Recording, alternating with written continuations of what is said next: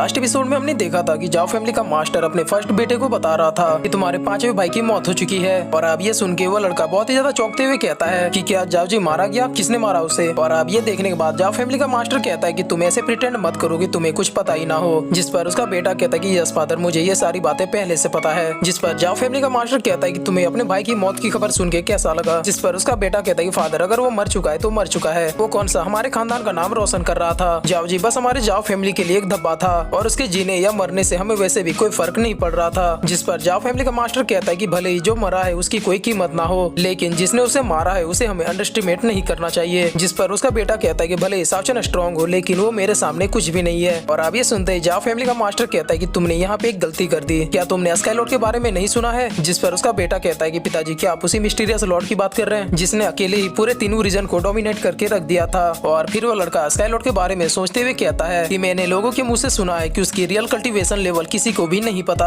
और उसके बारे में रूमर्स तो ये भी है कि वो एक अपर रिलम का एक्सपर्ट है। और उसके बारे में दूसरी थ्योरी ये भी है कि वो खुद एक अपर रिलम का लॉर्ड है। और इसके साथ ही मुझे अपने खुफिया सूत्रों से ये भी पता चला था जिसमें वो लोग क्लेम कर रहे थे कि सावचेन ही स्काई लॉर्ड है। और अब यही सब सोचते हुए वो लड़का कहता है कि पिताजी, अगर ये बातें सच है तो मेरे ख्याल से हमें अभी जल्दबाजी नहीं करनी चाहिए। जिस पर जाओ फैमिली का मास्टर कहता है कि तुम बस इलाइट चैंपियनशिप के ऊपर अपना ध्यान दो और जितनी जल्दी हो सके मेरे सीक्रेट टेक्निक को पूरी तरह से सीखने की कोशिश करो, क्योंकि तुम किसी भी हालत में इस चैंपियनशिप को हार नहीं सकते। जिस पर उसका बेटा भी कहता है कि पिताजी, आप मेरे ऊपर भरोसा रखें, मैं आपको कभी भी निराश नहीं करूंगा। और अब जाओ फैमिली के मास्टर कहते हैं कि ठीक है, अब तुम अपनी ट्रेनिंग पे ध्यान दो और तुम यहाँ से अब जा सकते हो। और अब अपने बेटे के जाने के बाद जाओ फैमिली का मास्टर सोचता है कि सावचेन, क्या तुम सच में स्काई लॉर्ड हो। और अब सीन चेंज होता है और हम अपर रिलम में जियांग वूजिंग को देखते हैं जो कि अपनी ट्रेनिंग को कर रहा था। और फिर वो अपने आप से कहता है कि फाइनली मैंने डिवाइन रिलम के एडवांस लेवल को रीच कर लिया है। लेकिन तभी वहाँ पे वो मैसेंजर आ जाता है और फिर वो ग्रेट करते हुए कहता है कि मास्टर, स्वॉर्ड रिलम के मिस्टर बाई मारे जा चुके हैं। और अब ये सुनते ही जियांग वूजिंग के तो होश उड़ जाते हैं और फिर वो चिल्लाते हुए कहता है कि ये इम्पॉसिबल है। जिस पर वो मैसेंजर कहता है कि सर, सावचेन ने उसे बहुत ही आसानी से खत्म कर दिया। और अब ये सुनते ही जियांग वूजिंग को कुछ समझ में नहीं आता है, क्योंकि मिस्टर बाई स्वॉर्ड रिलम का one of the best warrior था और उसके बारे में ऐसा कहा जाता था कि उसके टेक्निक के आगे कोई टिक ही नहीं सकता, लेकिन सावचेन ने उसे बहुत ही आसानी से खत्म कर दिया। और अब यही सब सोचते हुए वो अपने मैसेंजर से कहता है कि ठीक है, अब तुम जा सकते हो। और अब उस मैसेंजर के जाने के बाद जियांग वूजिंग सोचने लगता है कि मेरे ख्याल से मुझे अब देर नहीं करनी चाहिए और इस बारे में मास्टर को बता देनी चाहिए, क्योंकि मैंने सावचेन के बारे में जितना सोचा था उससे वो कई गुना ज्यादा तेजी से अपने प्रोग्रेस को बढ़ा रहा है। और अगर मैंने जल्दी नहीं की तो मेरे ख्याल से सावचेन मेरे लिए बहुत ही बड़ा खतरा बन जाएगा। और तभी हम देखते हैं कि वहाँ पे उसकी जूनियर भी आ जाती है और वो जियांग वूजिंग को डिवाइन रिलम पे पहुंचने के लिए कांग्रेचुलेशन कहती है। लेकिन इस बात से जियांग वूजिंग उसे कुछ खास रिस्पॉन्स नहीं देता और ये देखकर वो जूनियर उसे पूछती है कि क्या कुछ हुआ है। जिस पर जियांग वूजिंग कहता है कि स्वॉर्ड रिलम का मिस्टर बाई मारा जा चुका है और उसे और कोई नहीं बल्कि सावचेन ने मारा है। और अब ये सुनने के बाद उस जूनियर के भी होश उड़ जाते हैं और वो कहती है कि आखिरकार कोई इतनी तेजी से अपनी कल्टीवेशन को कैसे बढ़ा सकता है, क्योंकि आज तक मिस्टर बाई ने इतनी लड़ाइयाँ लड़ी थी लेकिन उन्हें आज तक कोई डिफीट भी नहीं कर पाया था। जिस पर जियांग वूजिंग कहता है कि मुझे भी ये बात हजम नहीं हो रही और इसीलिए इसके बारे में मैं अब मास्टर को जाके बताने वाला हूँ, क्योंकि अब जितनी जल्दी हो सके उस सावचेन को मारना होगा और अगर जरूरत पड़ी तो मैं दोबारा जिनू रिलम में जाके उस सावचेन से फाइट करने के लिए तैयार हूँ। जिस पर वो जूनियर कहती है कि सीनियर, मैं जानती हूँ कि आप डिवाइन रिलम पे पहुंच चुके हैं, लेकिन आप जैसे जिनू रिलम में एंटर करेंगे तो आपकी पावर फिर से घट के कॉम्बिनेशन रिलम पे पहुंच जाएगी। जिस पर जियांग वूजिंग कहता है कि तुम सही कह रही हो, अगर जिनू रिलम का ये रिस्ट्रिक्शन वाला रूल नहीं होता तो सावचेन को मारना तो मेरे लिए मच्छर मारने के बराबर था। लेकिन अब चूंकि सावचेन मिस्टर बाई को भी मार सकता है तो ये भी मुमकिन है कि अगर मैं अभी जिनू रिलम पे गया तो सावचेन मुझे भी मार सकता है, और इसीलिए मेरे पास बस ये रास्ता बचा है कि मैं इस बात को मास्टर को बताऊं। और फिर जियांग वूजिंग कहता है कि ठीक है, अब हमें मास्टर के पास चलना चाहिए। और इतना कहते वो दोनों अपने मास्टर के रेसिडेंट में पहुंच जाते हैं और फिर जियांग वूजिंग वहाँ के गार्ड से पूछता है कि क्या मास्टर अंदर है। तब वो गार्ड भी उन दोनों को ग्रीट करते हुए कहता है कि हाँ, मास्टर अंदर है और वो बड़े भाई के साथ एक गेम खेल रहे हैं। और अब वो दोनों जाके अपने मास्टर को ग्रेट करते हैं और फिर उस लड़के को भी ग्रेट करते हैं जो कि उनसे खेल रहा था। और अब वो लड़का उन्हें देख के कहता है कि जूनियर, तुम लोग इतने दिनों के बाद आए। और अब जियांग वूजिंग कहता है कि मास्टर, मुझे आपसे एक बहुत ही जरूरी बात करनी है। जिस पर वो मास्टर अपने गेम की तरफ ध्यान देते हुए कहते हैं कि जरा 1 मिनट वेट करो, मैं हारने वाला हूँ। और अब वो मास्टर गेम की तरफ देखते हुए कहते हैं कि दाऊगू, तुम हमेशा मुझे अपनी चालों में फंसा लेते हो। और अब वो मास्टर कहता है कि फाइनली मैं हार गया। जिस पर दाऊगू कहता है कि मास्टर, आप तो मुझसे डेली खेलते हैं और डेली हारते हैं, इसमें कौन सी बड़ी बात है। जिस पर वो मास्टर कहता है कि मैं तो तुम्हारा दिल रखने के लिए तुम्हें जीतने देता हूँ। और अब वो मास्टर जियांग वूजिंग से कहता है कि हाँ, तो तुम क्या कह रहे थे। जिस पर जियांग वूजिंग कहता है कि मास्टर, स्वॉर्ड रिलम के मिस्टर बाई मारे जा चुके हैं। जिस पर वो मास्टर भी थोड़ा हैरान होते हुए पूछते हैं कि आखिरकार किसने मारा उसे, क्योंकि वो तो स्वॉर्ड रिलम में अपने बाई फैमिली का सबसे बेस्ट वॉरियर था। जिस पर जियांग वूजिंग बताता है कि दरअसल वो सावचेन के हाथों मारा गया। और अब सावचेन का नाम सुनते ही वो मास्टर कहते हैं कि क्या तुम उसी लड़के की बात कर रहे हो जो कि जिनू रिलम से है। और मुझे याद है कि लास्ट टाइम तुम उसी लड़के से हार के आए थे और तब उस उस लड़के की कल्टीवेशन लेवल बस थियोरजी लेवल पे थी, जिसे सुनकर दागू कहता है कि तब तो मेरे ख्याल से वो अभी तक डिवाइन रिलम पे पहुंच चुका है। और अब जियांग वूजिंग कहता है कि मास्टर मैं उससे हारा नहीं था, वो तो जिनू रिलम के रूल के कारण वहाँ पे एंटर करते ही मेरी शक्तियाँ कम हो गई थी। जिस पर उसके मास्टर कहते हैं कि हार तो हार होती है, चाहे तुम कैसे भी हारो, और तुम एक जियांग फैमिली के मेंबर हो और तुम्हें ये समझना चाहिए कि भले ही तुम्हारी शक्तियाँ कितनी ज्यादा कम क्यों ना हो जाए, लेकिन तुम एक अपर रिलम के कल्टीवेटर हो और तुम अपने से लोअर रिलम के कल्टीवेटर से ऐसे ही नहीं हार सकते। तुम उस बच्चे से हारे क्योंकि तुम्हें अपनी शक्तियों पे बहुत ही ज्यादा घमंड होने लगा था और इसी कारण तुम अपनी ट्रेनिंग पे अच्छे से फोकस नहीं कर रहे थे और इसका नतीजा तुम्हारे सामने है। और अब जियांग वूजिंग भी अपने मास्टर की बातों को चुपचाप सुन के उनकी बातों पे यस मास्टर कह रहा था। और अब जियांग वूजिंग की हालत को देखकर दागू को बहुत ही ज्यादा हंसी आ रही थी और फिर वो जियांग वूजिंग को ताना मारते हुए कहता है कि अगर तुम चाहो तो मैं तुम्हें गॉड शॉकिंग स्पेयर को सिखा सकता हूँ। जिस पर उसका मास्टर भी उसे रोकते हुए कहता है कि दागू अपने जूनियर्स के मजे लेना बंद करो। और फिर वो मास्टर कहते हैं कि हमें इस सावचन की पावर को अंडरएस्टिमेट नहीं करना चाहिए, इसीलिए दागू मैं चाहता हूँ कि तुम जिनू रिलम में जाओ और इस सावचन से फेस टू फेस मिल के आओ। और अब जिनू रिलम पे जाने की बात सुन के दागू के भी पसीने छूटने लगते हैं। और अब जियांग वूजिंग दागू के मजे लेते हुए कहता है कि हाँ हमें बहुत ही ज्यादा खुशी होगी ये देखने में कि हमारे सीनियर आखिरकार इस मिशन को कैसे कंप्लीट करते हैं। और फिर जियांग वूजिंग कहता है कि सीनियर क्या मैं आपकी पैकिंग में हेल्प करूं? जिस पर दागू कहता है कि बकवास बंद करो, मैं कहीं भी नहीं जा रहा। तब जियांग वूजिंग कहता है कि सीनियर क्या आप डर गए? तब दागू सीधे कहता है कि हाँ मैं डर गया। और अब इतना सुनते जियांग वूजिंग कहता है कि सीनियर मैंने आपसे बड़ा बेशरम आदमी कहीं नहीं देखा। जिस पर दागू कहता है कि मैं जिनू रिलम के रूल से भली भांति परिचित हूँ, अगर मेरी पावर अपर रिलम में डिवाइन लेवल पे है तो जिनू रिलम पे पहुंचते मेरी पावर घट के सीधे कॉम्बिनेशन लेवल पे पहुंच जाएगी, लेकिन उस सावचन की पावर तो डिवाइन रिलम पे ही होगी ना, और तब भला मैं उस सावचन को कैसे हरा सकता हूँ? और अब इतना सुनते जियांग वूजिंग ताली बजाते हुए कहता है कि सीनियर आपसे मुझे यही उम्मीद थी, कितनी नजाकत से आपने इस बात को प्रूव कर दिया कि आप कितने बड़े डरपोक हो। जिस पर दागू कहता है कि हाँ लेकिन मुझ में इतनी शर्म तो बची है कि मैं किसी से पीट के वापस नहीं आता। और अब हम देखते हैं कि वो दोनों बस अपने बातों से एक दूसरे को जलील कर रहे होते हैं। और अब वो मास्टर कहते हैं कि तुम दोनों लड़ना बंद करो। और फिर वो मास्टर कहते हैं कि दागू मैं इस बात से सीरियस हूँ कि क्या तुम जिनू रिलम जाना चाहोगे, क्योंकि मैं चाहता हूँ कि तुम पर्सनली उस सावचन के बारे में जाके जानो। और अब ये सुनने के बाद दागू का रिएक्शन तो देखने लायक था।